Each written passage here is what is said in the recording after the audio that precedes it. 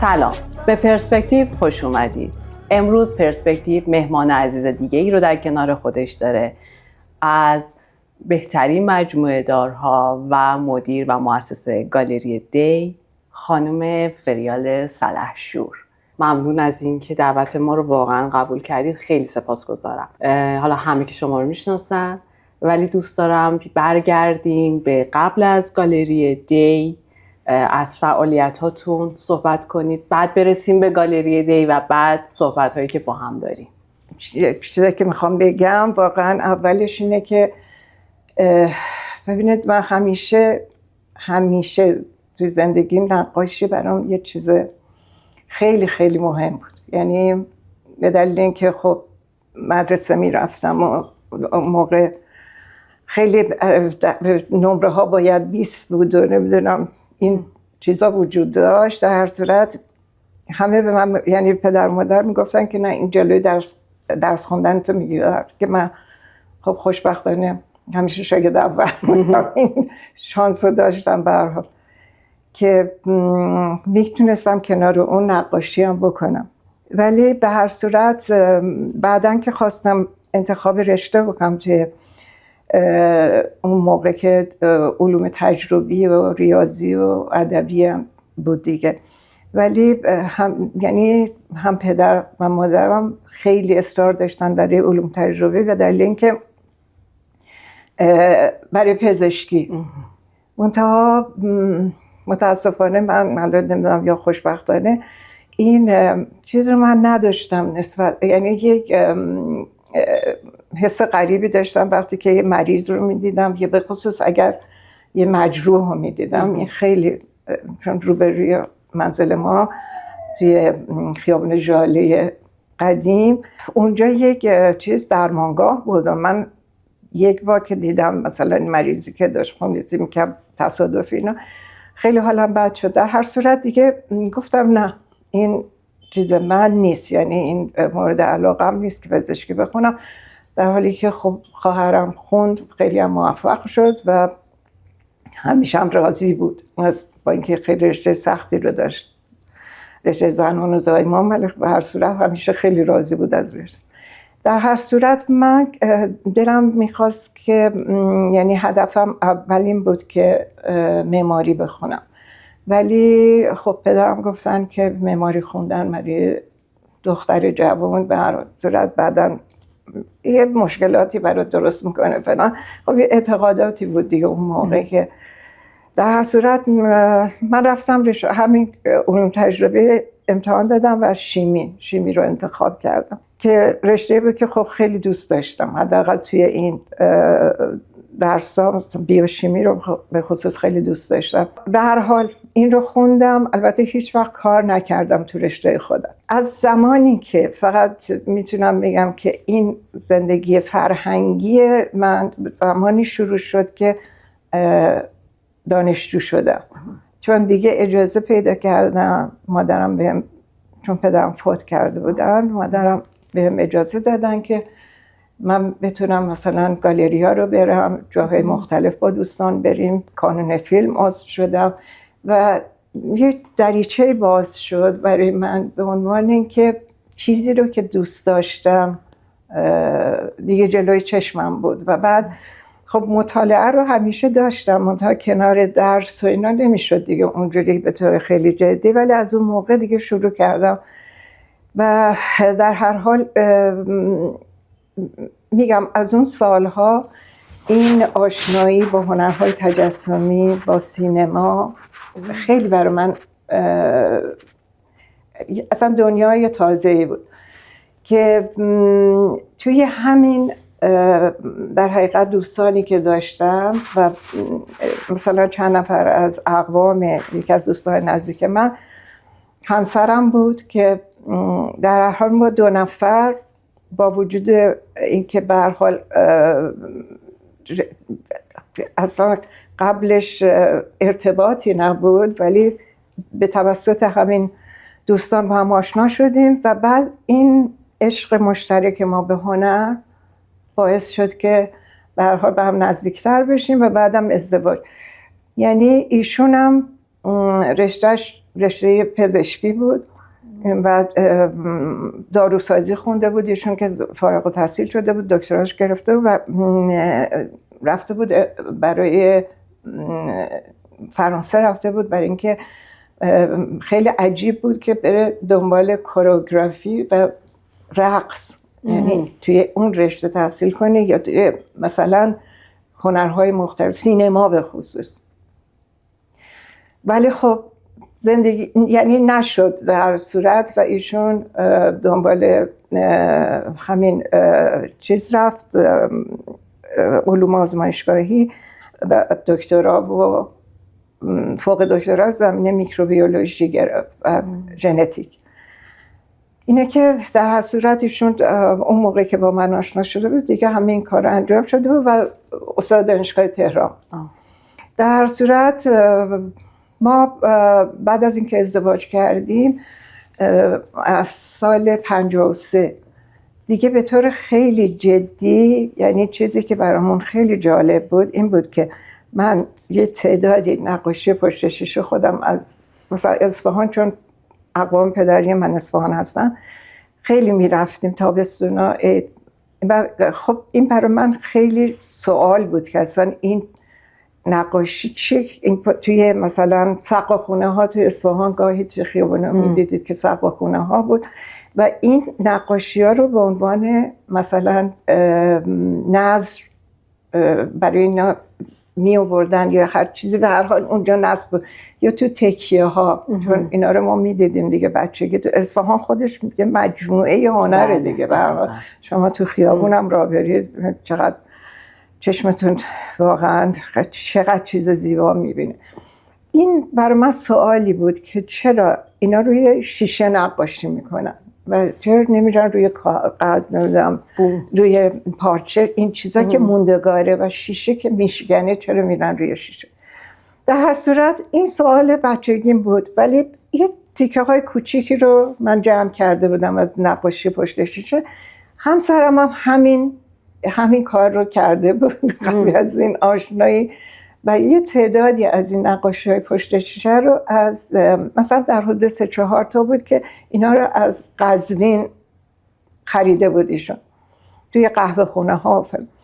در هر صورت ما دیدیم که خب مثل این که اولین وظیفه حفظ هنر ایرانه، یعنی یه چیز میراث فرهنگیه که با یک تلنگر میشکنه و بعد میرزنش دور. ببین یعنی هیچ کس هم اهمیتی بهش نمیده که نگهداریش، نمیدونم. به هر حال در هر صورت این رو شروع کردیم به جمع کردن این مجموعه نقاشی های پشتش از سراسر ایران، از اصفهان، بروجرد، قم، قزوین، مراکزی که به خصوص اونجا تولید میشد.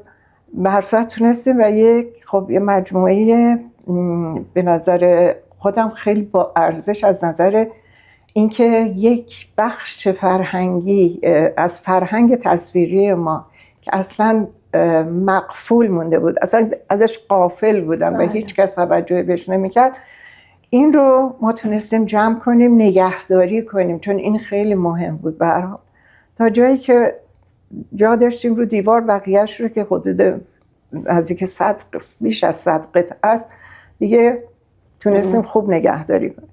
این مسائل همزمان با اون، چون مرتب دیدن مثلا گالری ها می رفتیم و اون موقع به هر حال این هنر معاصر ایران تازه شروع شده بود، به از دهه 40 تقریبا شروع شده بود دیگه و دهه 50 شما میتونستید بهترین کار این آرتیست های معروف رو ببینید. بله. میتونستید ببینید توی به خصوص گالری سیحون که خیلی نقش مهمی داشت خانم سیحون، چون خودش هنرمند بود و عاشقانه دوست داشت، ارتباط خیلی زیادی با هنرمندان داشت و به هر حال خیلی کمک کرد. خانم سیحون به نظر من نقش مهمی داره توی معرفی هنر معاصر ایران.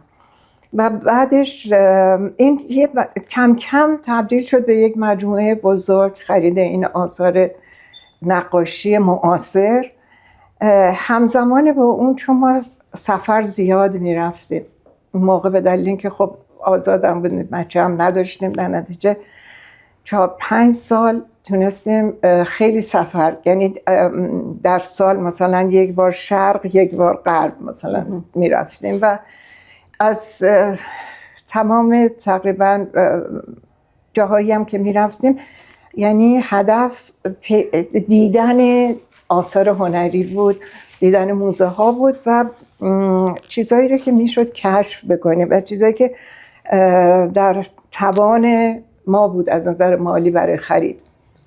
به هر حال اینا رو میگرفتیم و کتاب به خصوص و این آثار رو با خودمون بعدا می آوردیم میرون. یعنی واقعا هر دفعه فکر میکنم بهترین، نمیشه گفت سوغاتی چون به کسی نمیدادیم، ولی چیزایی بود که خیلی برامون عزیز بود.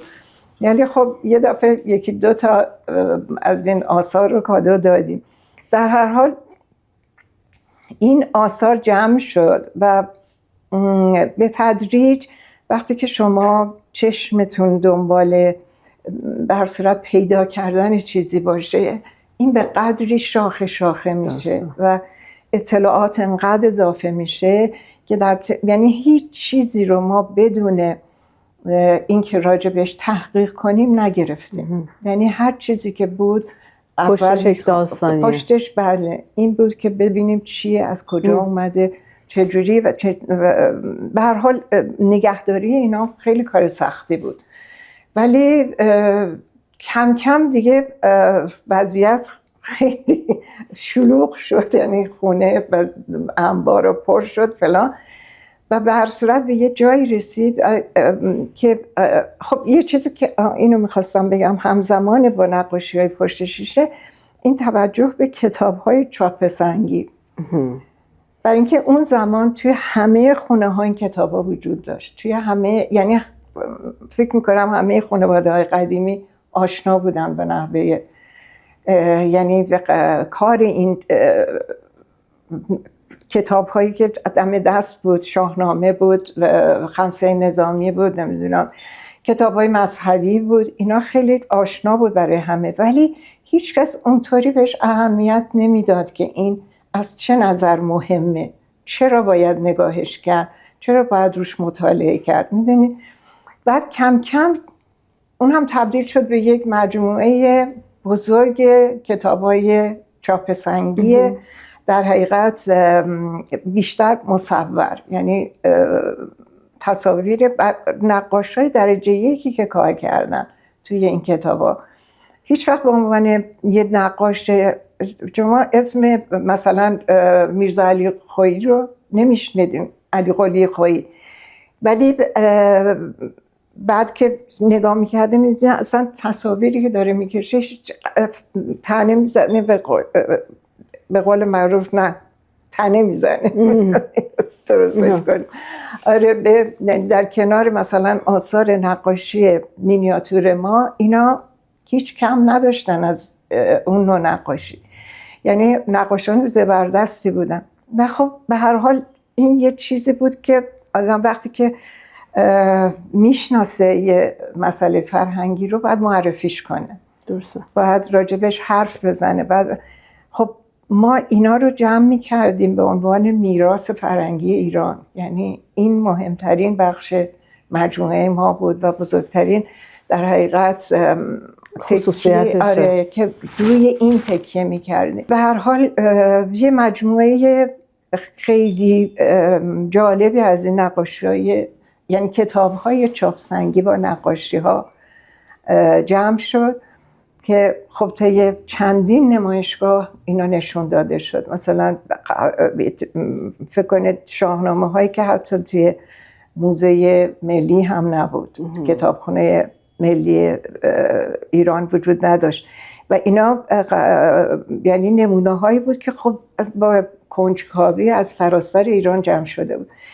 میدونید این بودن با هم دیگه، دیدن چیزی که شما اصل زندگیتون رو دیگه روی اون گذاشتید، یعنی مثل ستون این زندگی مبناش هنر بود و بعد سینما بود، ادبیات بود، موسیقی بود. یعنی این به خصوص سالهای خیلی سختی که گذشت بعد از انقلاب که پر از تنش بود، گاهی خبرهایی که آدم میشنید و به هر صورت هممون میدونیم، شاید اصلا ما رو نجات داد. یعنی شاید نه، قطعا ما رو نجات داد از این دلهره و استرسی که اصلا توی جامعه بود. باعث شد که درست یعنی ما سرگرم کار خودمون باشیم برای تحقیق راجع به اون چیزایی که داشتیم و هر روز اضافه میشد، هر روز یه چیز تازه‌ای رو میتونستین کشف کنین که بعد برین دنبالش و پیداش کنین. اینا خیلی یعنی با مطالعه بر صورت مجموعه بزرگ کتاب هم بود که حدود 15,000 جلد کتاب داشتیم که خب در هر حال اصلا دیگه توی خونه واقعا جای نگهداری نبود، معمولا کنار، یعنی روی زمین، روی میز، همه جا پر شده بود. و اینو چیزایی که در هر حال ناچار بودین شما داشته باشین و بخونین، برای اینکه حس میکردین که مثل اینکه یه مسئولیتی دارید در مقابل.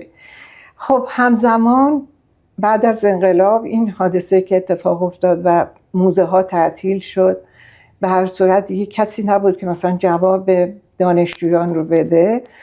دانشجو خب میرفتن گالریا و گالریا میدونستن که مثلا خانم سیمون یکی از افرادی بود که خب میدونست میتونه کمک کنه به اینا و ما رو معرفی میکرد که می اومدن و سالها این کار ما بود که مرتب شما کتاب بیارید، نمیدونم چیز بیارید، تابلوها رو بیارید، نمیدونم باز کنید، عکس بگیرن. یعنی یه چیزی که واقعا اون موقع من نمیدونم چه قدرتی داشتیم ما دو نفر که میتونستیم اینقدر انرژی صرف کنیم، توضیح بدیم فلان. بچه‌هایی که میخواستن مثلا تز بنویسن، نمیدونم خب ناچار بودن یه منابعی داشته باشن. و الان یه مجموعه ما از این تزای بچه‌هایی داریم که لیسانس و فوق لیسانس اینا گذاشتن و اومدن، یعنی کمک شده بهشون از یه راههایی که بتونن اینا به اون چیزی که دارن برسن. و همسر منم چون عضو هیئت علمی دانشگاه تهران بود میتونست که به عنوان مشاور و چیز با اینا بچه‌ها کمک کنه. در نتیجه این خیلی دیگه این سالهای سال زندگی ما خیلی شلوغ شده بود. هر هفته دو سه بار این اتفاق می افتاد و کم کم بچه‌ها بزرگ شدن دیگه، خودشون دانشجو شده بودن و اعتراض شروع شد که ما دیگه زندگی نداریم، زندگی خصوصی، نمیتونیم از اتاقمون در بیام، نمیدونم اینجا محل گالریه، نمیدونم دانشکده است چیه، به هر حال دفتر کاره.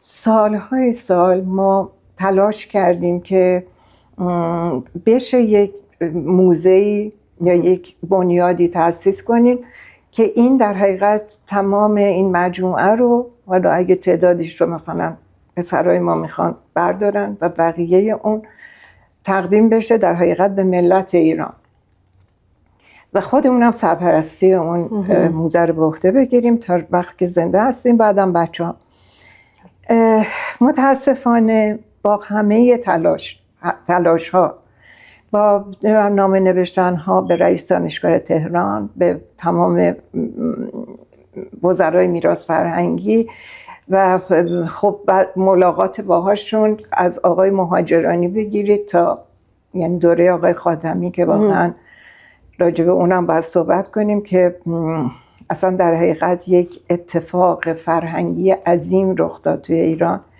و هنر معاصر شناخته شد و شناسونده شد به غرب و همه جهان. در نتیجه با تمام این آقایون ما صحبت کردیم، اغلبشون اومدن توی منزل ما دیدن و خیلی بهبه و چهچه و فلان، ولی هیچ اتفاقی نیفتاد. فقط بعد از سالها تلاش در سال 73 با شهرداری تهران آقای کرباسچی ما تونستیم به یک نتیجه برسیم که به هر حال اساسنامه‌اش هم نوشته شد برای یه بنیادموزه به اسم ما 2 نفر. ولی همون قضایای آقای کرباسچی پیش اومد که دیگه اصلا پیغام دادن که اصلا جاش نیست که دیگه شما صحبت کنید راجع به این مسئله و تموم شد. ولی بعد از اون هم باز دوباره آقای مرعشی بود، آقای این آخر آقای همیشه هم اسم این آقا یادم میره مال دولت آقای احمدی نژاد، اینا همه اومدن، آدمای مختلف، رؤسای بانک ها که مثلا کمک کنن به اینکه یه جایی گرفته بشه فلان، که آخرش هم نشد دیگه. شهرداری البته اولین چیزی که به ما پیشنهاد کردن مسئله همین موزه خوشنویسان بود که انجمن خوشنویسان، بله، که اون موقع داشتن مرمتش میکردن و گفتن که اینجا دیدیم خیلی کوچیکه برای کاری که ما میخوایم بکنیم، واقعا نمیشه، یعنی حتی برای مثلا پشت شیشه ها جا نبود، یعنی اینقدر. به هر حال دیدیم نه، باید یه فضای بزرگتر باشه که دیگه اصلا عملی نشد.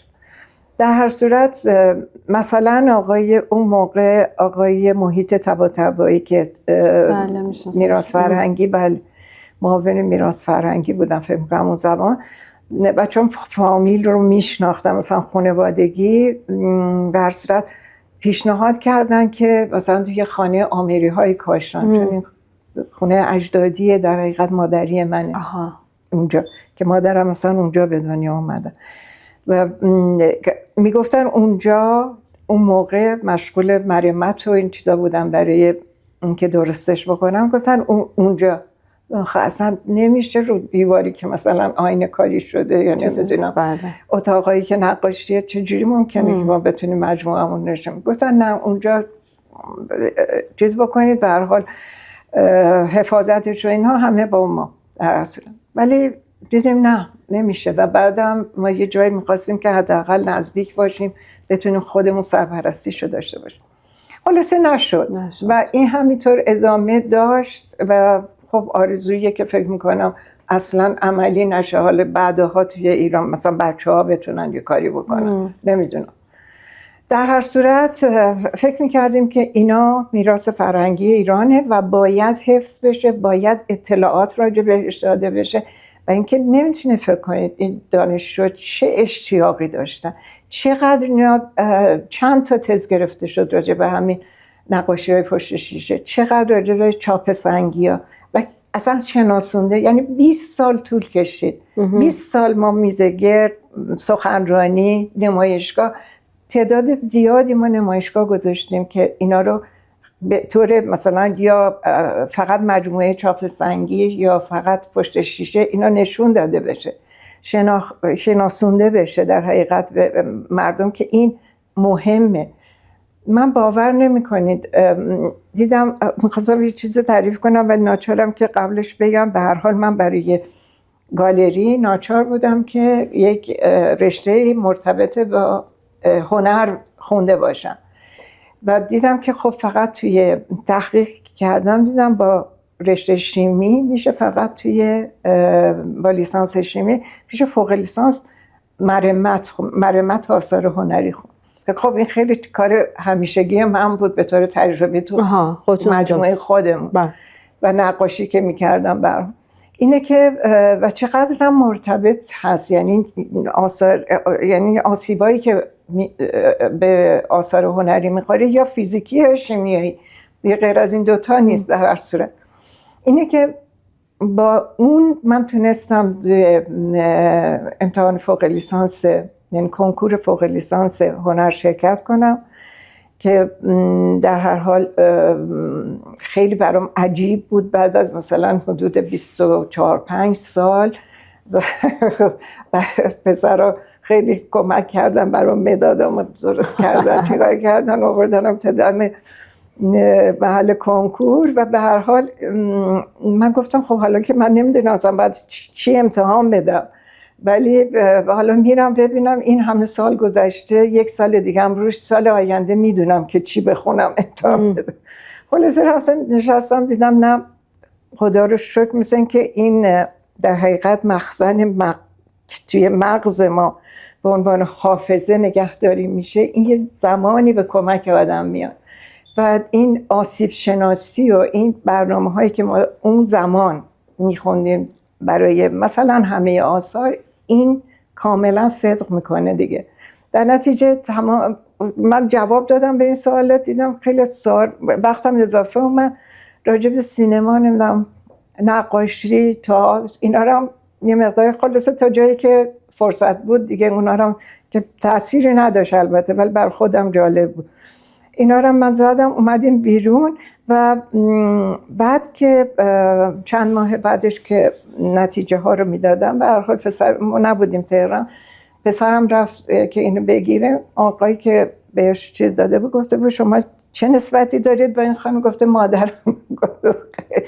از قول من خیلی بهشون تبریک بگین که رتبه اول مرمت، آره، و توی سراسری و رتبه 6 همه، یعنی کنکور اصلا باور کردنی نبود برای خود من. میدونی من تاریخ هنر خب عشقم بود، میخوندم، دقیقاً خواستم بگم عشقه بوده، عشقه بود. و بعد خب میدیدم، کتاب نگاه میکردم، موزه ها رو میرفتم، هر جا میرفتیم ما دنبال این مسائل بودیم. یعنی هیچ چی میخوام بگم، مثل اینکه یک کوله باری جمع شده بود از تجربه که یه زمانی به درد خورد. چقدر قشنگ واقعا. و اون موقعی بود که من خواستم این کار رو بکنم، به هر حال به بهترین شکل واقعا پاسخش رو گرفتم. در نتیجه خب خیلی سریع اصلا من با یعنی فقط رفتم از تحقیق کردم که خب کجا باید برم، چه کار باید بکنم. دیدم که فقط دانشگاه پردیس اصفهان این رشته مرمت رو دارن که آقای دکتر وطندوست درست کرده بودن. به هر حال خب اصلا بر من امکان نداشت که برم با 2 بچه دانشجو، زندگی، همسر، اصلا نمیخواستم لطمه‌ای به زندگیم بخوره. میدونی میخواستم همه چیز همون جوری که هست بمونه، ولی خب من این کاری که میخوام بکنم. و دیدم نمیتونم برم اصفهان، با اینکه خیلی فامیل مشتاق بودن که خب چقدر خوب بی اینجا بمونه فلان، نمیشد.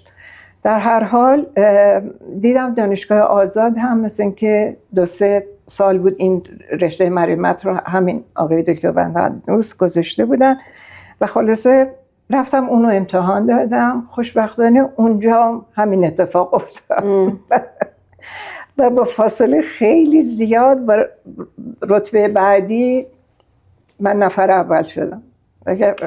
توی این سن و سال خوشحال بودم، از شهری معاف شدم. یه لذتی داشت. در هر صورت خلاصه این و خب تمام کارهای آزمایشگاهی و اینا توی موزه ایران باستان، یعنی ساختمان در حقیقت حفاظت و مرمت، اون طبقه زیرش آزمایشگاه ها بود و همه اونجا به هر حال اجرا می شد. این کار راحت تری بود برای من. به هر حال صورت توی تهران میتونستم این رشته رو بخونم. خلاصه تموم شد و در حقیقت تز این فوق لیسانسم رو من همین نقاشی های پشت شیشه مجموعه خودمون گرفتم که خب به هم گفتن که ما نمیتونیم از دانشگاه کمکی بکنیم، دیگه خودت هر کاریم که میدونی بکن. در هر صورت من رفتم دنبال این نقاشی پشت شیشه. خب ما تو ایران متاسفانه یک چیزی که مثلا مدون برای این هنرها و به خصوص مثلا این هنری که در هر حال جنبه مذهبی هم داشته و خب خیلی هم مورد توجه بوده یک زمانی برای مثلا مردمی که علاقه داشتن به این موضوعات مذهبی، منتها هیچ چیزی ما نداشتیم که خب این آغازش چی بوده. خیلی از مثلا قم، اصفهان و بروجرد من خیلی رفتم، خیلی از اسامی اساتید رو پیدا کردم، خیلی با عتیق فروش را با کس بیشتر اونا به من کمک کردن مثلا توی زمینه های. و در هر حال دیدم فایده نداره، این ریشش برمیگرده به اروپا و میره تا قبل از میلاد مسیح. مثلا باور کردنی نبود. و دیگه بلند شدم رفتم اول رفتم فرانسه پاریس رفتم و کتابخونه لوور رو دیدم، ولی اونجا فقط به من کتابایی که راجع به نقاشی‌های کلیساها بود، شیشه‌های کلیساها بود که کاملا مثلا متفاوته، یعنی از نظر زمانی خیلی بعد از نقاشی پشت شیشه و از نظر کار کردن باهاشون، چون حرارت میبینه و توی کوره میره و اینا فرق میکنه با پشت شیشه های که ما داریم یا اونا بعدن داشتن، قبلا داشتن، یعنی قبل از میلاد مسیح. در هر حال دیدم که نه، فایده نداره. رفتم ایتالیا توی موزه، توی اون بخش در حقیقت مرمت آثار هنری، چون میشناختن دیگه که بخش مرمت ایران در هر صورت کار مهم انجام داده بودن، خیلی معروف بودن، همه میشناختن. دکتر وطندوست رو میشناختن، به هر صورت اساتیدی که تو این زمینه کار میکردن. و دیدم که اونجام توی کتابا پشت شیشه به این عنوان واقعا چیزی دستمو نمیگیره. بنابراین فکر کردم فقط راهنمایی که به من کردن، گفتن شاید توی ونیز بتونی ریشه ها رو پیدا کنی، چون مرکز شیشه سازی اروپا بوده دیگه زمانی که رفتم ونیز. و خب در گشتن و فلان اینا توی همین کوچه پس کوچه های این که گم شدم مثلا یه روزی، یک عتیقه فروشی نبود، یه چیزی بود مثل سمساری پر از کتاب و نمیدونم اشیاء قدیمی و همه چیز. و یک آقایی که یه آقای پیرمردی به هر حال خیلی نازنین از این ایتالیایی، یه پرحرف و یعنی بالاخره با انگلیسی و با چیز تونستم بگم منظورمو که این من دنبال یه همچی چیزیم و خوشبختانه یه مقدار زیادی به هر حال میدونست راجع به این مسئله، که به من یک معرفی کرد. گفت تو فقط میتونی، یک مقاله هست که قرن 19 هم به انگلیسی ترجمه شده از یک نقاش ایتالیایی و میتونی اون میتونه بهت کمک کنه. خلاصه من وقتی برگشتم رفتم این مقاله رو پیدا کردم که دقیقاً دیدم همین اتفاقی که توی ایران میفته، همین کاری که توی ایران میکنن برای اجرای نقاشی پشت شیشه اونا میکردن، یعنی با همین مواد و مساله و با یا حلالایی که استفاده میشده دقیقاً به همین شکل این کار رو میکردن. و خلاصه این در حقیقت خیلی به من کمک کرد توی این قضیه که بعدها دیگه تو سفرهای دیگه توی مثلا موزه ویکتوریا اند آلبرت یه چند نمونه این کارهایی که در قبل از، یعنی 2 قرن قبل از میلاد مسیح مثلا اتفاق می افتاده و بعدن هم بعدن که برای یعنی چیزهای مذهبی در حقیقت وارد این نوع نقاشی میشه، دقیقاً همون کاری که تو ایران با این آثار میکردن که میبردن اینا رو سر مزارع برای برکت دادن به مزرعه یا توی روزه ها استفاده میکردن، همین کار رو اونا برای تصویر مسیح و مریم میکردن. یعنی مقدس بوده و جلوی مثلا کاروانایی که میخواستن برن برای اینکه از شر راهزنا مثلا حفظ بشن، این آثار رو با خودشون حمل میکردن. یا توی مثلا چیزای کارناوالای مذهبی که داشتن از آثار پشت شیشه استفاده میکردن. خب این خیلی سرنخ بزرگی بود به هر حال که این ریشش به کجا میرسه، چون اولش هم که نقاشی مذهبی نبوده، اون بعداً این اضافه میشه. اول روی مثلا ورقه های طلا اینا نقاشی میکردن و اونو بین 2 تا کاسه شیشه‌ای قرار میدادن، چون شیشه هم خیلی شیء با ارزشی بوده. فقط مثلا میشده این کارا رو برای در حقیقت حکام اون منطقه یا برای کلیساهایی که ثروتی داشتن و میتونستن تامین کنن هنرمند رو انجام میشده. در نتیجه به صورت اشیاء خیلی قیمتی حفظ میشده و کاملا مثلا شما توی آلمان تمام این خانواده هایی که این کار رو میکردن و یا کار پشت شیشه میکردن، اینا نوشته شده است، یعنی همه تدوین شده است. شما میتونید مثلا پیگیری کنید مثلا از قرنهای پیش که بتونید پیدا کنید توی اروپا. یعنی ولی متاسفانه خب ما هیچ وقت نداشتیم همچین چیزی راجع به هنرهامون. بله. و همیشه باید هنرمون میرفته یا اونا از فرنگ می اومدن میدیدن راجع بهش می نوشتن، اون وقت ما خودمون میفهمیدیم که مثلا قالیمون چه ارزشی داره، نمیدونم مینیاتورامون چه ارزشی دارن. بله. اینا حتی سینمامون رو بعداً بهمون مثلا بشناسونن. خب این یه درد بزرگ بوده همیشه. حالا خوشبختانه دیگه از این حالت در اومده. حداقل ایران رو همه به عنوان در حقیقت مثل یک مرکز فرهنگی خاورمیانه، یعنی هر چقدر هم که هر جایی بخواد تلاش کنه که روی این رو بپوشونن یا حذفش کنن یا خودشون رو بیشتر مطرح کنن امکان پذیر نیست. درست. چون اونقدر بزرگه و اونقدر عظیمه که نمیشه پوشوندش به هیچ عنوان.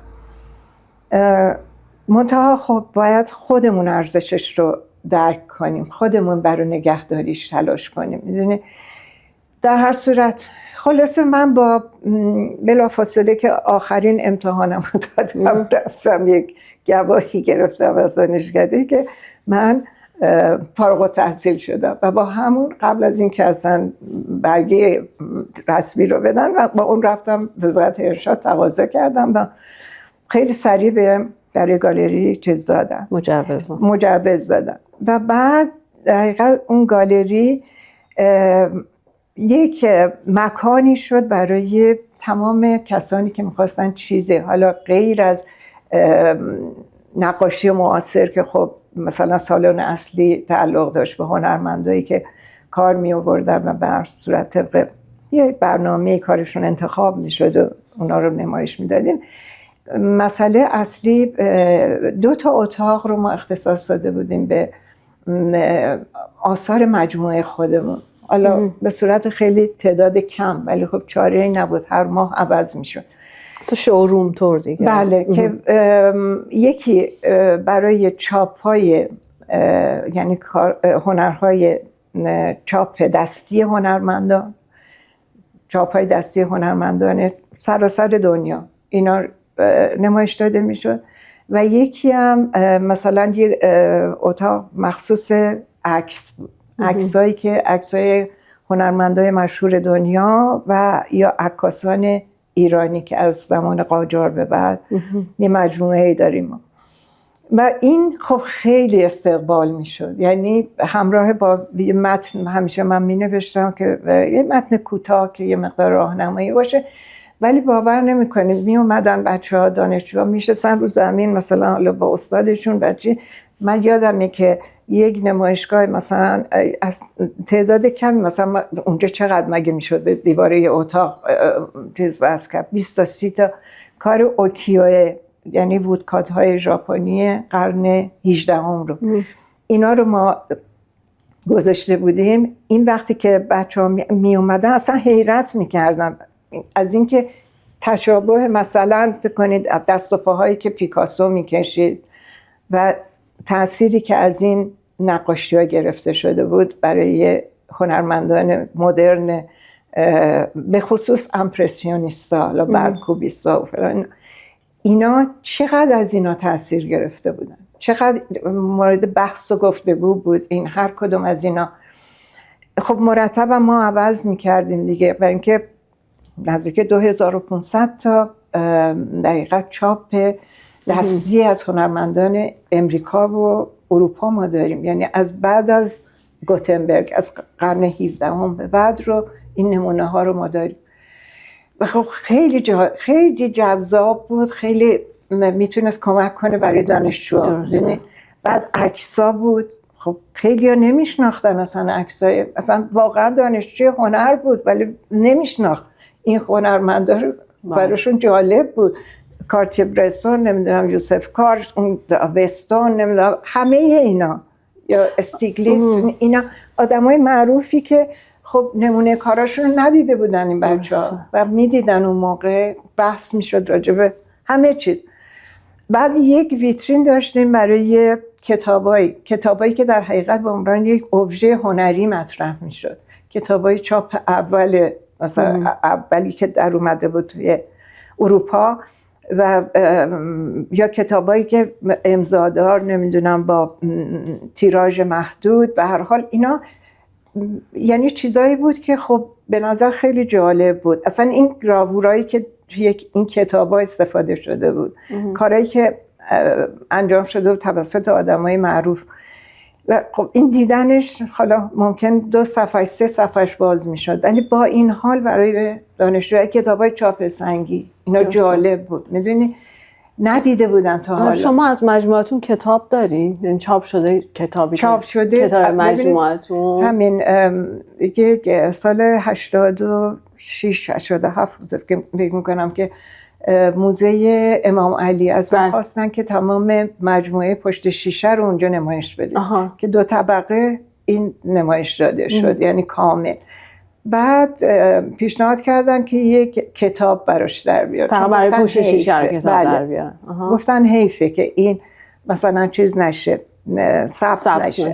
و کاتالوگ مثلا که خلاصه تز من شد متن کتاب به 2 زبان، و بعد این کتاب چاپ شد و نشر نظر چاپ کرد این کتاب که بیشترش هم فرستادن برای بریتیش میوزیم، که خیلی براشون جالب بوده. و خیلی اتفاق مهمی که افتاد این بود که حالا قبل از اون ما یک نمایشگاه دوره قاجار بود توی فرهنگستان هنر. خب یعنی استقبال میکردیم از این که خیلی دردسر بود، خیلی زحمت داشت برای ما، بدون بیمه، بدون هیچ چیزی، فقط با یک نوشته شما کاراتون رو بدید بیرون. چون اولین شاید مجموعه دارایی بودیم که ما کار رو اینطوری عرضه کردیم و اصلا اومدن این همه آدم غریبه توی خونه آدم، زمانی که بعد از انقلاب واقعا خب همه میگفتن چطوری، یه چیزی بود مثل یه مسئولیتی که باید این انجام میشد. درست. یعنی ما اینا رو جمع نکرده بودیم که فقط توی انبار نگه داریم یه جایی بذاریم. اینا باید دیده میشد، راجبش حرف زده میشد، اطلاع رسانی میشد، و این باعث شد، یعنی این مداومت و این تلاش باعث شد که نقاشی پشت شیشه و چاپ سنگی بره جزء هنرهای دانشکده هنر. میدونی یعنی اساتید و مثلا رئیس دانشکده این آقای دکتر حسینی دانشجوها رو راهنمایی میکردن که بیان استفاده کنن از این منابع مثلا پیش ما. در هر حال این گالری اتفاق خیلی مهمی بود اون زمان. خب تمام وقت من برای این کار میگذشت دیگه، گاهی تا ساعت 10 شب من میموندم توی گالری. یعنی هم انتخاب کارا خیلی سخت انتخاب میشدن، یعنی بعد مثلا 6 ماه یه هنرمند رو دنبال میکردم، کارش رو میدیدم مثلا تا وقتی که براش نمایشگاه گذاشته بشه. و جز معدود گالریایی بودیم که گالری دی بود که در حقیقت هنرمند جوون بدون هیچ پشتوانه‌ای رو که هیچ جای دیگه مثلا نمایشگاه نداشت، اصلا رزومه رو نمیگرفتین، این بیاد و کارش رو بیازاره و دیده بشه، میدونی اونطور راجع به کارش صحبت بشه، اساتید ببینن. خب این یک شاید چیز خیلی مهم برای خود منه که یعنی تونستیم این کار رو بکنیم برای اینکه یک بال و پری داده بشه به بچه‌های جوان که اون موقع این چیز رو نداشتن، این همه اعتماد به نفسی که الان دارن نداشتن. خب اون موقع تعداد گالریام کمتر بود مثل الان نبودش که درسته. و بعد هم میپرسیدن که خب قبلا کجا گذاشتی؟ خب میگفت. در هر حال اینا با دقت انتخاب میشد، با چیز نمایش داده میشد و در هر صورت یک حیثیتی پیدا کرد گالری دی. به این دلیل این که میتونم بگم، یعنی بهش ببالم، به خاطر اینکه آدم توی زندگیش فکر میکنم که مهمترین چیز این دلگرمی مردم، این اعتماد مردم و حالا به خصوص نسل جوان هستش که داده میشه. یعنی بر من مثل یه گنجین است واقعا. خب هنوزم ازش همه خاطره خوش دارم و به خوبی یاد میکنم و جای خالیش واقعا احساس میشه الانم. این که خلاصه این راهی بود که در حقیقت تا گالری دی ما اومدیم و همیشه هم این فکر بنیاد موزه توی ذهن ما بود که متاسفانه دیگه انجام نشد و چیز شد. حالا در زمان این که شما پرسیدید مسئله این نقاشی‌های فرنگی یا چیزای دیگه، بله هر جایی که ما میرفتیم یکی از یعنی مثل اینکه یه وظیفه نمیدونم یکی از چیزای دل بخواه، وظیفه خیلی خیلی خوشایند این بود که بگردیم و چیزای محلی، نقاشی، هنرهای محلی رو مثلا جمع کنیم. حالا این ممکن بود پارچه ها باشه، سوزندوزی ها باشه، به خصوص تو شرق، هند، پاکستان، افغانستان، این جاهایی که به هر حال همسایه های ما بودن و آثاری رو جمع کنیم و یا اینکه به هر حال هنرمندای دیگه که از مثلا مکزیک نمیدونم جاهایی که در هر صورت هر جایی که رفتیم سعی کردیم یه چیزی کشف بشه. یعنی هنرهای دستی هم گاهی مرزشون با هنر محض شما نمیتونید مشخص کنید، به خاطر اینکه گاهی چنان ایده‌ای توش به کار رفته، چنان نگاهی داره که اصلا باعث تعجبتون میشه. بعد هم شما حس میکنید که اینا چقدر به هم نزدیکه.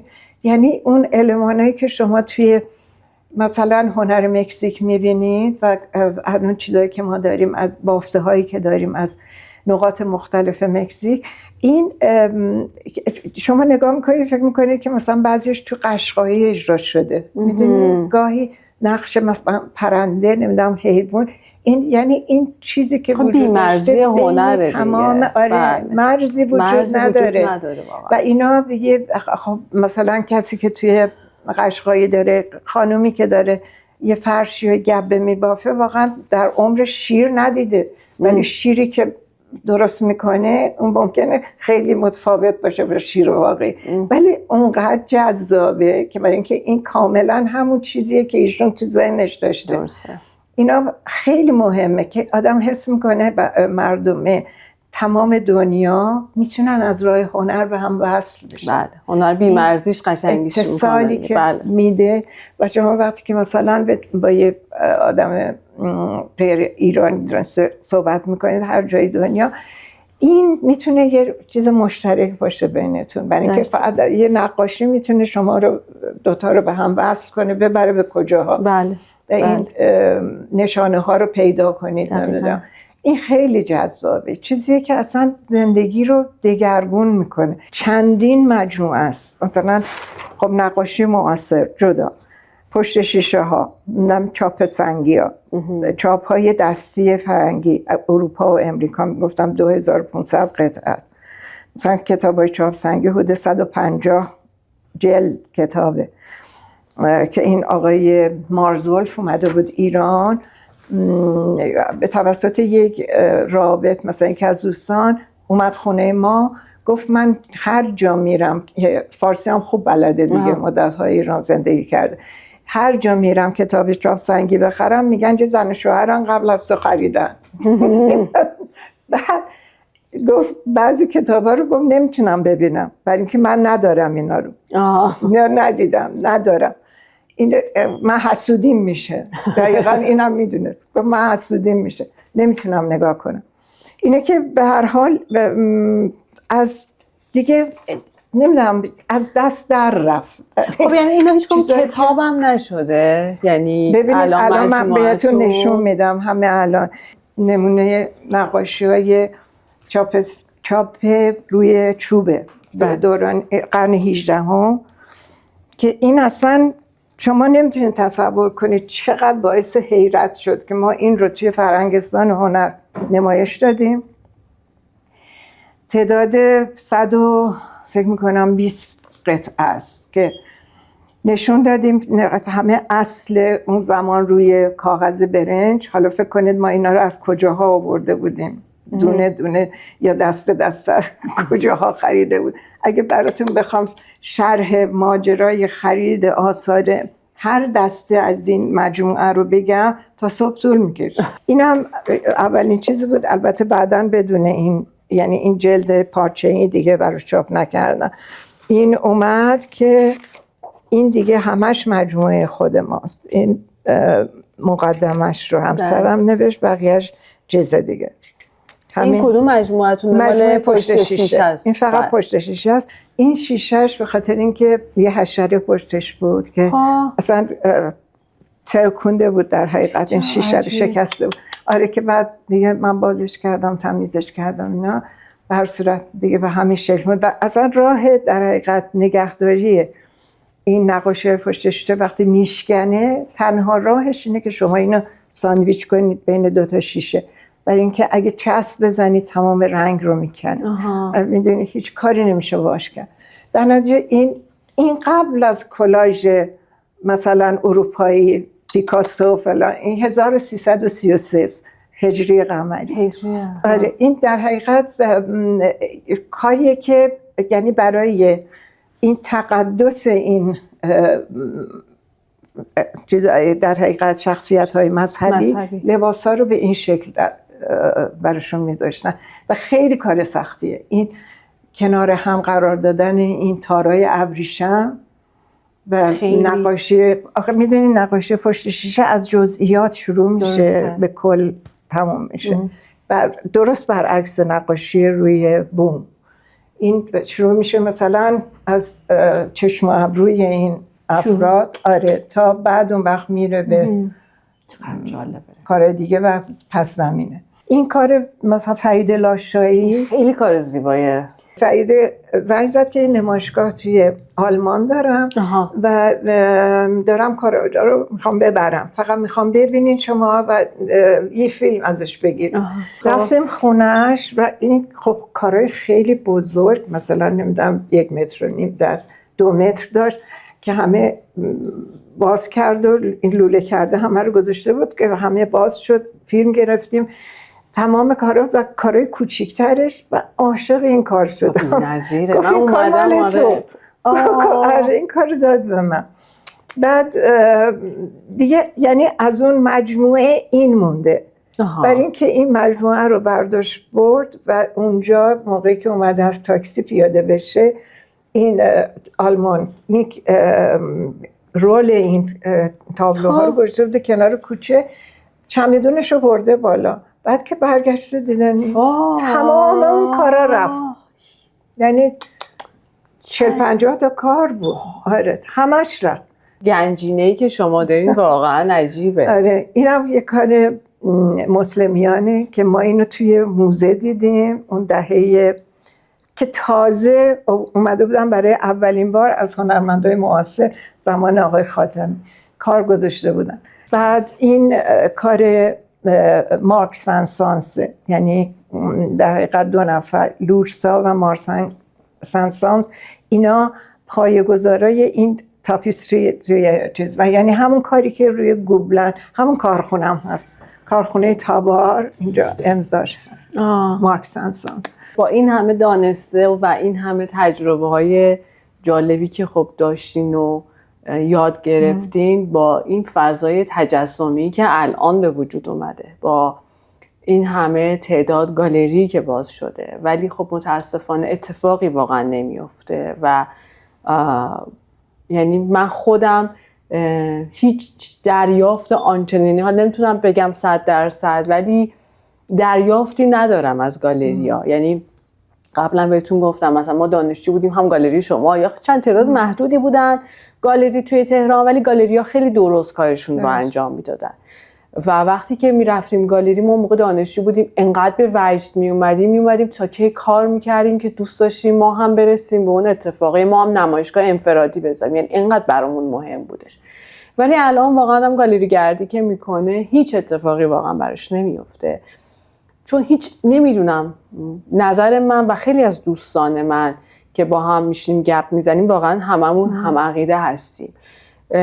یعنی نه اتفاق هنری خاصی آدم توش میبینه، نه جریان سازی توش اتفاق میفته و من فکر میکنم یکی از دلایل مهمش خود گالریدار هستش که ببینه چقدر دغدغه است براش و من این دغدغه رو خیلی کم میبینم الان بین گالریدارا.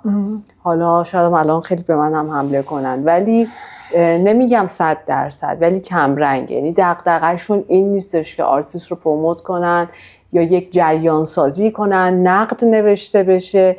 و الان اون چیزی که الان شما دارید میگید با هیجان و با یک عشقی که همه اینا واقعا توش جریان داشته و اون عشق هنوز هستش، نمیبینه آدم، واقعا نمیبینه. و الان من میخوام نظرتون رو و حستون رو از فضای تجسمی که الان درش هستیم برامون بگید و اینکه گالری دی با این اتفاقا به تعطیلی، یعنی تصمیم گرفتید تعطیل بشه یا نه؟ خب یه 2-3 تا دلیل داشت دیگه که یکیش هم در حقیقت همین میشد. ببینید این اتفاقی که افتاد که خدمتون گفتم بعد از انقلاب، خب تا سالها اصلا فرهنگ و هنر یه چیز فراموش شده بود، کسی فکر نمی‌کرد، سالهای جنگ بود به هر صورت. خب این دغدغه ما هم همیشه همین بود. مثلا یادم روز انقلاب ما راه افتادیم توی شهر و اینکه فقط بریم ببینیم که این ماجرای موزه ها چه اتفاقی داره میفته. یعنی موزه معاصر بیشتر آدم نگران بود و موزه همین چی بود؟ موزه رضا عباسی، موزه همین این تعدادی که بودن اینا چه بلایی سرشون، یا کاخا که دیگه به هر حال مردم احتمالاً دسترسی پیدا کرده بودن. ولی یه چیز خوب این بود که روز انقلاب یه گروه همین از این بچه‌های انقلابی و نمیدونم اینا مسلح دور تا دور موزه معاصر رو گرفته بودن که اصلا اجازه نمیدادن کسی نزدیک بشن.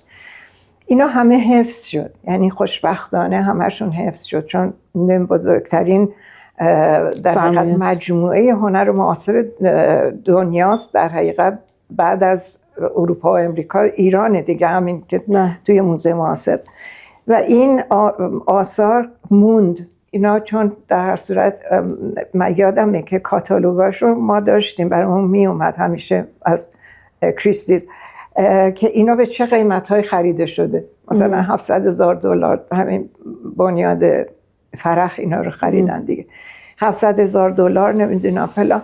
و الان شما تصور کنید همین کار جکسون پالاک الان گرونترین کار در حقیقت یک هنرمند معاصر، یعنی قیمت‌های بالای $200 میلیون، یعنی شاید هم بالاتر الان رسیده مثلا اگه تو دنیا عرضه بشه. در هر صورت یعنی یکی از مجموعه‌های بسیار معتبر و آبرومند در حقیقت در دنیا که میتونیم بهش افتخار کنیم. درسته. همینطور که مثل اشیاء تاریخی خودمون که در موزه‌های مختلف حالا گاهی هم یه آسیبایی بهش رسوندن ولی در هر صورت بازم حفظ شد. بله. اینه که بعد از این جریان، یعنی در دوره آقای خاتمی و توجه به هنر معاصر و زحمتی که دکتر سمیع آذر کشید سر این قضیه و تلاشی که واقعا کردن، این مجموعه دارای خارج از کشور، ایرانی و همینطور فرنگی و موزه های بزرگ دنیا علاقمند شدن به خرید آثار هنری ایران. در نتیجه دیدیم که چه اتفاقی افتاد و چه اصلا یعنی چیزی که برای به خصوص هنرمندای جوان اتفاق افتاد خیلی بزرگ بود که دیده شدن. بله، راه پیدا کردن به حراجی‌های بزرگ، چون اجازه فقط یه تعداد کمی میتونستن تو موزه آثارشون رو بذارن که حالا نمیدونم به هر حال یه تعداد انگشت شماری بودن و همه الان بیشترشون خارج از کشور زندگی میکنن و در رفاه کامل و بعضیشون گالری باز کردن این برای دنیا. ولی واقعا حق این بچه‌های جوان، کسایی که داشتن کار میکردن و همینطور قدیمی ها داشت از بین میرفت. همیشه این کمیت غلبه میکنه بر کیفیت. یعنی یه موقع تو ارشاد من اینو گفتم که اصلا شماها میایید سر بزنید به یه جلسه گذاشته بودن با همین اون موقع مدیر کل ارشاد زمان احمدی نژاد بود. بعد نشسته بودن که یه تعدادی از گالری دارا بودن و فلان. گفتن شما چرا ساکتی؟ گفتم من حرفی ندارم بزنم، چون شما که الان دارید این چیزا رو، این صحبت ها رو میکنید، آیا اصلا یه بار بلند شدید بیایید توی گالری ها ببینید چه خبره؟ اون موقعی بود که اینا یه آدمایی رو میفرستادن که مثلا اینو نذارین اونو نذارین، که یکی دو بار بلایی به سر خود من اومده بود که نمیدونم مثلا این اسب، این عکس اسبی که گذاشتن اینو باید بردارید فلانه. خلاصه حالا دلایلش رو نمیتونم بگم که ولی من با اون آقا وارد یه بحثی شدم که ناچار شد بره دیگه سراغ ما نیاد. و همون موقع گفتم آخه فقط شما کارتون همین بوده که در این حد مثلا آدمی رو بفرستید ایراد بگیره. خب اگه میخواید ببندید گالری ها رو ببندید، ولی واقعا این ایرادای بنی اسرائیلی چیه که گرفته میشه توی گالری ها؟ که نمیدونم لباس زنونه روی بند رخت، یعنی چی؟ این یا نمیدونم حالا همه جا مثلا برای چیز ایراد میگرفتن، مثلا خانوما اینجا دیگه راجع به حیوانات هم داشتن دخالت میکردن، میدونید؟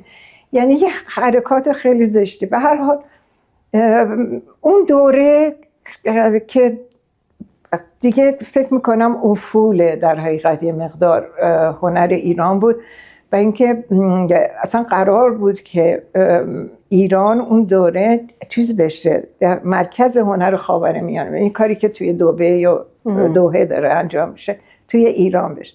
ولی خب با دیگه اومدن اون دوره آقای احمدی نژاد همه اینا به هم خورد و دیگه در هر صورت حالا بعداً یکم فضا باز شد، بهتر شد، تونستن همه کاراشون نشون بدن و کار ایران هم اونقدر معرفی شد توی دنیا که دیگه همه به دنبالش بودن و از موزه های بزرگ گرفته تا کلکسیونرهای معتبر.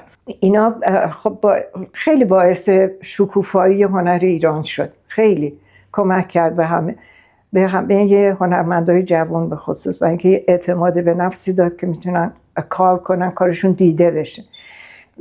و خب ارتباط با حراجای بزرگ دنیا در زمان آقای سمی آذر اینا خیلی کمک کرد. این تعداد که زیاد شد، تعداد این گالری ها که خیلی زیاد شد از نظر کمیت، که هر کسی اگه یه جایی رو داشت 4 تا دوست داشت یا نمیدونم اسمش 5 هنرمند و بلد بود، اینا فکر کردن که میشه گالری داری. که گالری داری کار بسیار سختیه، یعنی اگر شما بخواید جدی کار کنید یک کار تمام وقت بسیار سخته. یعنی باید یه مسئولیته که شما در مقابل فرهنگ و هنرتون دارید و شما دارید چیزی رو عرضه میکنید برای اینکه بتونید این سلیقه تعداد زیادی از آدم‌ها رو عوض کنید، میدونید؟ بنابراین باید از این نظر یک چیز درست نشون داده بشه، ارزش نگاه کردن داشته باشه. هنرمند رو باید دنبال کنید، نمیدونم همین به صرف اینکه یک بار 2 تا کار خوب کرده نه، و اینکه این معلوم نیست از کجا اصلا این الهام شده دیده چیزی رو فلان. شما باید دنبالش کنید ببینید آیا این ادامه داره توی کار، چند ماه نمونه های کارش رو ببینید و بعداً اون وقت برای اینکه نمایشگاهی که یه هنرمند برای اولین بار میگذاره اون همیشه تو خاطر مخاطب میمونه، یعنی همیشه اونو بعدها با اون نمایشگاه اولش مقایسه میکنه. و خب کمک بکنید به هنرمندا برای اینکه بیشتر بخونن، ببینن. همین فقط به نگاه کردن به اینترنت و این نقاشی ها هر چی که توش هست که ممکنه خیلی ذهن رو آشفته بکنه، اونقدر که مطالعه و دیدن موزه ها میتونه کمک کنه، واقعا خیلی با ارزش تره به نظر من تا اینکه اینقدر الهام بگیرن از این چیزایی که تو اینترنت پخش میشه. در هر صورت الان نمیدونم، شاید تعداد خیلی زیاد شده ولی کار خوب کمتر میبینید. بله متاسفانه. یعنی اینم باید وظیفه، اصلا مثل یه چیز میمونه به نظر من، یه مرکز آموزشی، یه گالری، یه مکانی که شما در حقیقت باید یه چیز اضافه کنید هم به هنرمند، سواد بصری مخاطب باید بره بالا بره و ارزششو داره که مثلا یک آدمی که پول نداشته باشه خب باید محروم بشه. خب این چه کاری بود که من خیلی کردم توی زندگی، چون خودمون این کارو میکردیم، قسطی میخریدیم کار. بله. و به هنرمندا هم همینطور، یعنی گاهی میشد که خب من با هنرمند کارم رو، حسابم رو تصفیه میکردم ولی قسطی با اون مخاطب کار میکردم که خریدار بتونه کار رو بخره. گاهی هم از این راه مثلا کلی متضرر میشدم، چون یه دفعه مثلا یکی اومد گفت من 10 تا کار برداشته بود، گفت نه مثلا 8 تاش رو من میخوام پس بدم، نمیدونم مادرم بوده نپسندیده فلان، که خب کار خیلی بدی هم بود. ولی یادمه که یه شب عیدی بود که به هر صورت خب هنرمندان باید منتظر جزشون. در هر صورت که من همه اونا رو خودم حساب کردم و اصلا نفهمید هنرمند که اصلا یه همچه اتفاقی افتاده کارش پس آورده شده. مال چند نفر بود البته.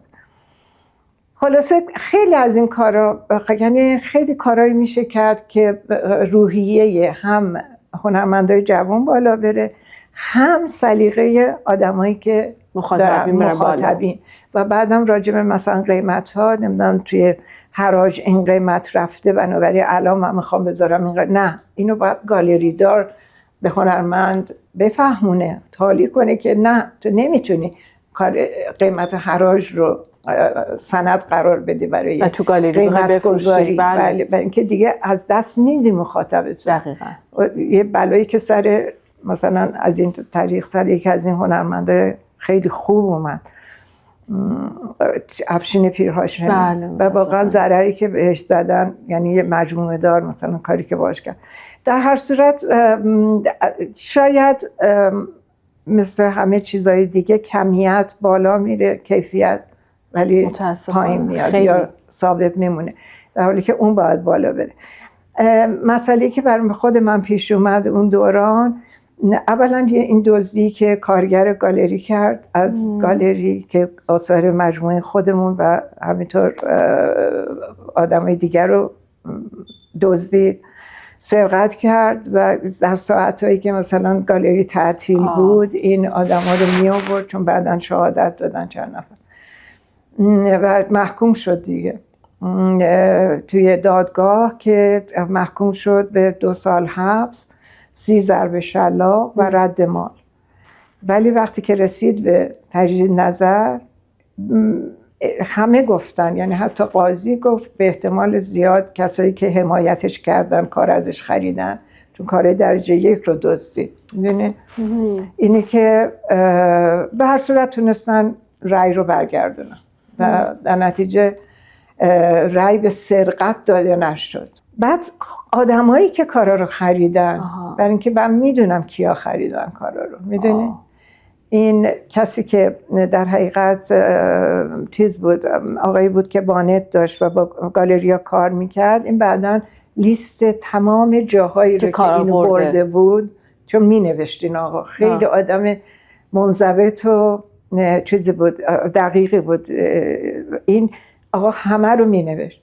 و اون روزی که قاضی رأی داد به 2 سال زندان اینو، نمیدونم 30 ضرب شلاق و رد مال، روزی بود که قبلش به من گفت شما این آقا که اینا رو جابجا کرده بیار. یه قاضی بسیار درستی بود، یعنی که وقتی من این آقا رو بردم، بیچاره روزم بود، اومد و شهادت داد که آره مثلا چند بار این بابانه رفتیم نمیدونم جنوب شهر طرف دلاوران، اونجایی که خانم سلحشور اجاره کرده بودن، که یه دفعه من بی اختیار از جام بلند شدم گفتم کی اجاره کرده بود؟ گفت به اسم شما، گفت اینجا رو اجاره کردن که کارا رو اینجا نگه داریم. گفتم من خونه مادرم کارا رو نگه داشتم که جا به جا داشته میشد. این اونجا 2 طبقه خالی بود و من همه کارا رو اونجا برده بودم. چجوری کیو خلاصه فهمید قاضی دیگه که این ماجرا از چه قراره و میدونستم که کیا اینا رو خریدم. منتها خب نمیشد دیگه، مدرک اونطوری نبود که این آدم رو بیارم. بله. و بعداً به این نتیجه رسیدم که اولا خب خیلی سنگین بود کار گالری دیگه، خیلی از اون ساعت خودش ممکن بود بیشتر بمونم فلان، که همسرم گاهی شکایت میکرد که نیستی تو، هیچ وقت نیستی فلان. و بعدم این نوه ها اومده بودن دیگه، یعنی اینقدر موضوع جذاب بود که من فکر میکردم حیفه ساعتهایی رو مثلا من پیش اینا نگذرونم و در چیز با معاشرت با این آدمایی که بعداً به هم اینجوری خیانت کردن و اینطور اظهار لطف و محبت میکردن. مثلا مجموعه دارایی که اینطوری بودن و این کارا رو به مثلا خب فکر کنید این به 1/4 قیمت 1/3 قیمت به اینا بفروخته دیگه، هر چی که میخواستن دیگه انتخاب میکردن میبردن. بعد این در حقیقت یکیش این بود، یکی این مسئله که خب این ادامه پیدا کنه این کار. یه چیزی که اتفاق افتاده بود این بود که دیگه مقصود عشق هنر نبود. یعنی من چون تقریبا همه رو مثل این که با خودمون مقایسه میکردم که وقتی یه کار خوب میدیدیم چه حالی میشدیم، چه جوری میشدیم و اگه اون کار رو میخواستیم بخریم برای چه مقصودی بود. یعنی هیچ وقت فکر نکردیم که خب این کار گرون میشه بنابراین بخریم. میدونی یا این ممکنه که یه کارایی رو بعداً مثلا گذاشته باشیم برای فروش، ولی به دلایلی بوده، فقط دلایلی که مربوط به بچه‌ها بوده، یعنی یا برای تحصیل رفتنشون یا برای هر کار دیگه‌ای که مربوط به مطلقاً چیزی نبود که مربوط به نمیدونم همین زندگی خود ما 2 نفر باشه. درست. اینه که در کمال مثلا صحت و سلامت همه چیز نگهداری میشد و به این خاطر هنرمندان مطمئن بودن که این کارا وقتی میاد تو مجموعه ما میمونه. حتی یکی از دوستان ما مثلا یه تعدادی چیز خط داشت که اونا رو اصلا آورد، از پدرش بهش رسیده بود، گفت من بچه ندارم و حیفم میاد که اینا دست نمیدونم دختر خاله پسر خود بره، من میدونم که شما این مجموعه رو نگه میداریم بنابراین اینا رو به شما میدم. یعنی مطمئن بودن که اینا میمونه، میدونی سالم میمونه. اینه که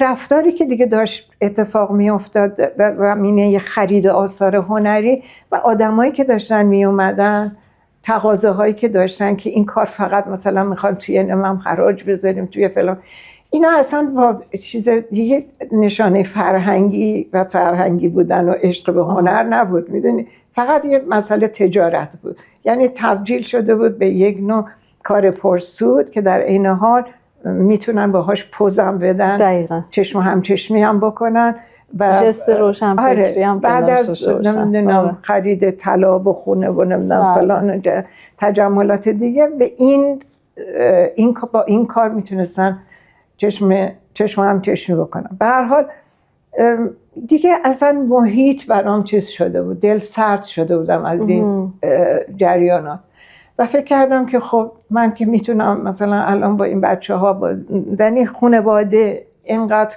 خوش بگذره به هم، حیفه که بیام وقتمو صرف این آدم رو بکنم. یه دلیل بزرگش این بود. درسته. و اینکه فراغت داشته باشم که هم به همسرم برسم. و راست میگفتیشون من نبودم مثلا هیچ وقت صبح میرفتم مثلا شاید این بر اون بر خونه هنرمندا کارا رو ببینم، عصر نمیدونم تا ساعت 8 و 9 شب تو گالری. به هر حال خودم به این نتیجه رسیدم که بهتره این دیگه تعطیل بشه، من اینکه دیگه دوره من نیست دیگه، مسئله فقط این ماجرای تجارته و این چیزایی که الان اذیت میکنه آدم واقعا، اینقدر نگاه پولکی به هنر. نمیدونم همه جای دنیا هم همینجوری شده، ولی خب دیگه در هر صورت دیگه اومدم بیرون و خب خیلی بهتر شد. تا همین سال 1401 که یعنی کار کارشناسی خودم میکردم، کارشناسی دادگستری دیگه. این خیلی وقته، 16-17 سال که همزمان با گالری هم بود، ولی دیگه خب خیلی وقتا نمیتونستم، اصلا قبول نمیکردم خیلی از کارا رو، به خاطر اینکه وقت اونطوری نداشتم.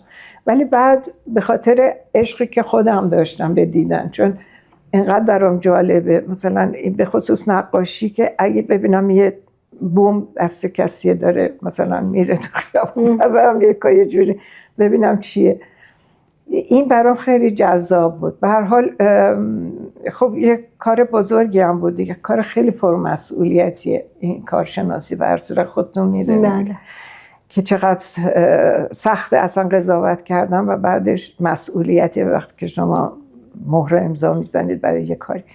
در هر صورت با اون کار رو ادامه دادم، ولی دیگه اصلا توی فکر خرید و فروش آثار هنری و اینا دیگه چیزی بود که اصلا به کل گذاشتم کنار. بله، توی این زمینه. اینه که دلایلم این بود که اومدم بیرون. در ارتباطم رو دارم با هنر، خب اصلا خوندن و دیدن و اینا که ترک نمیشه، حالا آدم هر کاری داشته باشه یا نداشته باشه، چیز اصلی زندگی.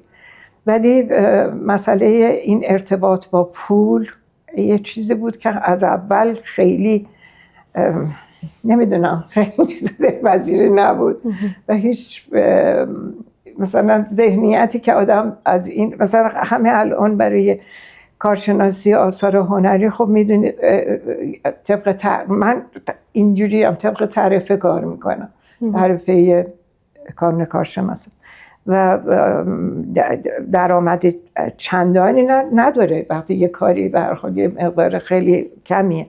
حالا تو رشته‌های دیگه ممکنه خیلی پرسود باشه، برای درآمدهای زیاد داشته، ولی واقعا در زمینه هنر بعدم به هر حال مسئولیت‌های سنگینه، یعنی ولی با این حال لذت بخش خوبه.